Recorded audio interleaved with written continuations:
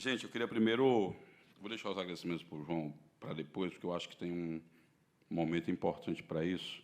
Mas eu queria primeiro localizar... eu venho do estado do Ceará, Fortaleza. Eu nasci e me criei num lugar chamado Quadras, Favela das Quadras, na época do BNH. E apelidou Quadra porque o governo demorou muito a construir essas casas e a população não acreditava que o governo ia construir. Então, a população saiu batizando, né, as ruas de quadra. Então, era quadra A, quadra B, quadra F. E acabou ficando quadra um tempo muito grande. E eu me cresci nesse lugar, e esse lugar se tornou a área mais nobre de Fortaleza, Ceará, hoje é Aldeota, onde tem as torres de TV, a sede dos jornais, a sede dos bancos, as escolas dos filhos das elites financeiras estudam lá também. E lá tem um meio, um quadrilátero, em que tem 444 barracos, que a gente se enfiou ali e não saiu nunca mais. E eu comecei minha história lá, lavando o carro na rua, com 11 anos de idade. Foi meu primeiro atividade empreendedora, digamos assim, que é a palavra nova do momento. E numa lógica muito injusta, Rocieli, pensando em educação, porque a gente é muito impelido a ter acreditar que, a ter que forçar, ser forçado, né, entre escolher, entre estudar e trabalhar, porque muitas vezes as notas azuis da escola, apesar de eu ser um aluno endiabrado na escola, eu era um cara de boas notas, essas notas elas não resolviam o nosso problema mais imediato, que principalmente era a fome. Então, isso é uma frustração muito grande.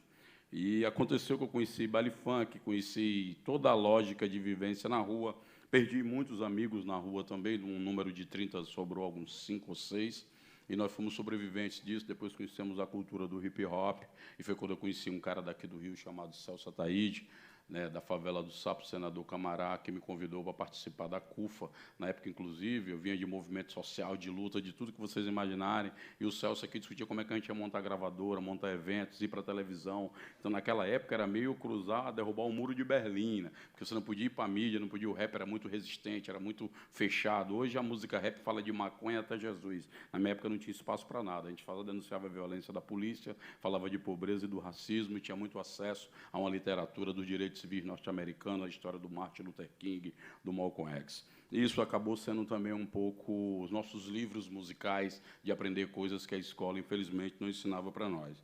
E quando veio a CUFA, a gente também não imaginava que ia se tornar essa coisa que se tornou hoje, de estar presente no país inteiro, de estar presente em 17 países, de estar fazendo atividades internacionais. A gente queria só formar lideranças para serem protagonistas do nosso próprio processo, porque muitas vezes que a gente via as pessoas fazerem coisas em favela, as pessoas sempre iam lá com um olhar de carência, de fragilidade, dificuldade, e diziam isso para a gente. Eu dizia, porra, nós somos PhD em desgraça, nós somos pós-doutorado em tragédia, nós temos TCC em tudo que for dificuldade que vocês imaginarem. Então, essas coisas você não precisa ensinar para nós. O que é novo? É o que a gente está fazendo nesse território para mudar essa realidade. E aí, quando a gente monta a CUFA, era um tempo muito difícil, porque até falar a palavra favela era difícil até para as instituições que nem queriam botar favela no nome, chamava-se comunidade. E até hoje ainda tem, né, uma tensão muito grande, porque nesses territórios, num país que não é o Brasil de 523 anos, que você tem um histórico de quase a sua maioria de existência de escravidão, as pessoas despejadas no processo de abolição foram morar nesses territórios em que todas as vezes que se pensa a palavra favela, a pessoa se pensa em violência, em criminalidade, em pobreza, desgraça, doença, tiro, fuzil, e a gente fazia uma luta enorme naquela época, para formar lideranças, posicionar a favela em outro lugar que não fosse desse somente da carência e da desgraça, e tentar pautar uma agenda da favela junto aos setores fora dela, tentar colocar a favela no calendário de debates políticos, de ocupar espaços. E aí alguns números das favelas hoje, apesar de todo esse olhar ainda muito deturpado e que a gente precisa aproximar, e fóruns que nem esse são importantes para a gente produzir uma mudança de mentalidade, é nesse território que se produz 202 bilhões em poder de consumo, que aí me confiram os economistas que estiverem aqui, isso deve ser o PIB do Paraguai e da Bolívia junto, ou do Uruguai sozinho. Nesses lugares, se fosse um estado, seria o quarto estado da população, inclusive, segundo o censo, confirma isso. Nós temos mais de 20 milhões de pessoas morando nesses territórios. E a gente chama de favela o que o IBGE, e estamos discutindo isso com a ministra Simone, até porque ajudamos ela a concluir o censo nas favelas que eles não estavam conseguindo, eles chamam de aglomerados subnormais. Eu não sei que diabo é isso ainda, quem criou isso, qual foi a ideia, mas eles consideram favelas aglomerados subnormais. Nesses lugares, 6 milhões de pessoas querem criar o seu próprio negócio. E isso traz uma mensagem para nós, porque eu venho de uma tradição de movimento social em que o social sempre foi relacionado, a gente debate muito isso, né, nos fóruns, que o social não tem conta para pagar. E quando a gente começou a falar de economia, foi muito assustador para muitos setores na sociedade, porque até então você fala social, você vê uma pessoa negra da favela, vai ter que ficar naquele conselho do negro, do jovem, da mulher. E, geralmente são conselhos, estou vendo aqui o Romero Jucá, que é um homem de parlamento, esses espaços institucionais que botam esses grupos que queriam colocar a gente, geralmente são espaços onde não se decide muita coisa, é muita agitação, é muita foto para o gestor, legitimidade de que tudo está diverso, de que está democrático, participativo, mas onde decide as coisas é lá onde o Haddad está, e a gente quer ir para lá, que é onde o dinheiro está, o cash. Na sociedade capitalista, sem dinheiro, a gente não vai ter política pública. E aí a gente tem um recorte muito drástico para nós, que muda a nossa vida por inteiro, que é a pandemia. E a pandemia vem num momento que eu ficava vendo aquele discurso, você imagina uma instituição que atua com mobilização, a gente começou em 870 favelas, terminou em mais de 5 mil no Brasil, atuando no Brasil. A OMS diz, tem que parar tudo, tinha que desligar tudo. E a gente ficava vendo, pô, mas como é que vai desligar tudo se criar até um nome, né, bonito, serviços essenciais, né, para as pessoas que não tinham o direito de parar, não tiveram o direito de ficar em casa, não tiveram o direito de nada, porque tinha que limpar o chão, tinha que dirigir o ônibus, tinha que andar no trem, tinha que entregar a comida do aplicativo, tinha que organizar o estoque do supermercado, tinha que organizar os remédios que estavam na farmácia. Essas pessoas nunca tiveram sequer direito de ficar em casa. Quando a gente ia para a favela, falava de distanciamento social, Margarete. Chegava num barraco para entregar a cesta básica, tinha 8, 7 pessoas. Um barraco de 2 por 2, como fazia, parecia uma cela de penitenciária que os presos ficam rede um em cima da outra. Então, a realidade brasileira não estava preparada para essa política social, álcool e gel que a gente tinha para produzir essa questão. E aí, por estar presente nesse território, a CUFA acabou sendo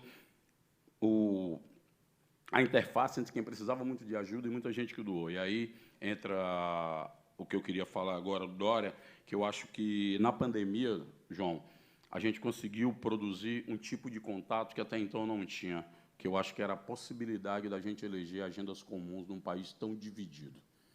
E fóruns como esse que você está fazendo, pela longevidade, pela reputação, pela credibilidade que tem, e pelo poder de juntar os diferentes, que eu acho que nós estamos de volta à Terra Redonda, onde a diferença é uma virtude necessária para a gente ter acordos comuns. Então, acho que isso para mim, isso aqui é o fundamental. E o Brasil precisa de engajamento. Nós somos um país basicamente xingacionista. A gente xinga tudo. Agora, quando é para se engajar, a gente tem dificuldades enormes. E a gente viu a importância e a capacidade que o Brasil tem de produzir engajamento com a pandemia. A gente conseguiu arrecadar, registrado, R$1 bilhão.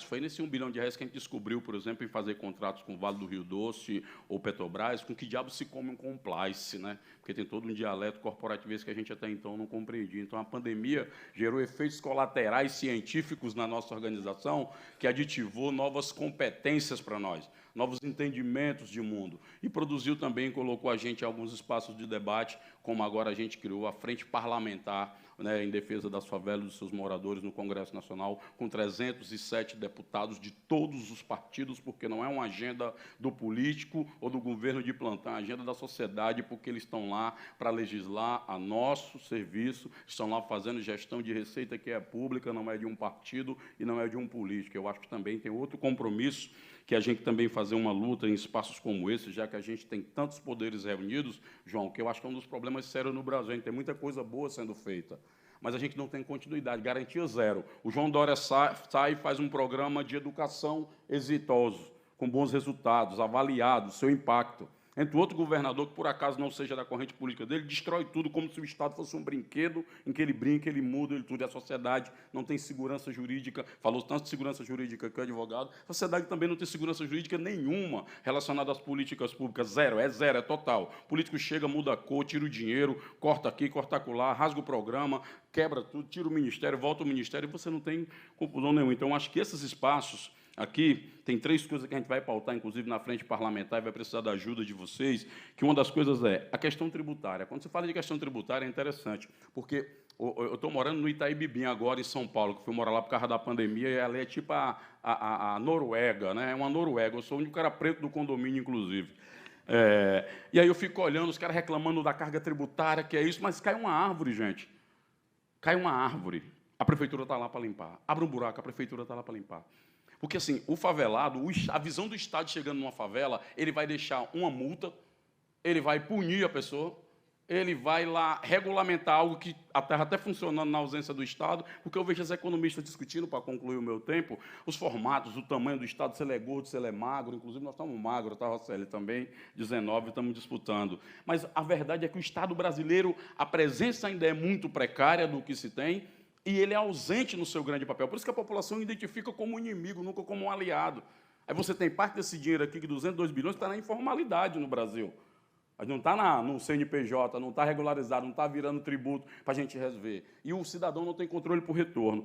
O outro ponto que a gente quer ver é a ocupação de espaços institucionais que decidam poder real. No conselhão do Lula que a gente está, para poder dizer para o presidente, o Brasil voltou, tudo bem que foi arrastado para 1990, mas nós temos que trazer o Brasil para 2023.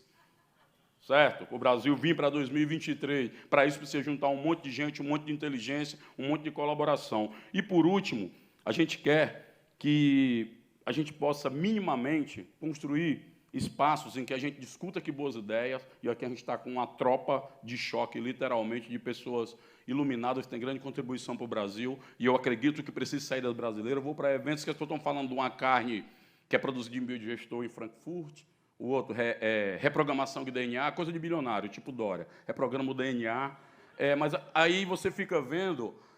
E o Brasil, que produz um carnaval? Porque produzir naqueles parques lindos da Alemanha, em Berlim, é fácil. Produzir um Rock in Rio aqui, que nem o Roberto Medina, é difícil pra cacete. Ter um Flamengo e um Fortaleza é muito difícil.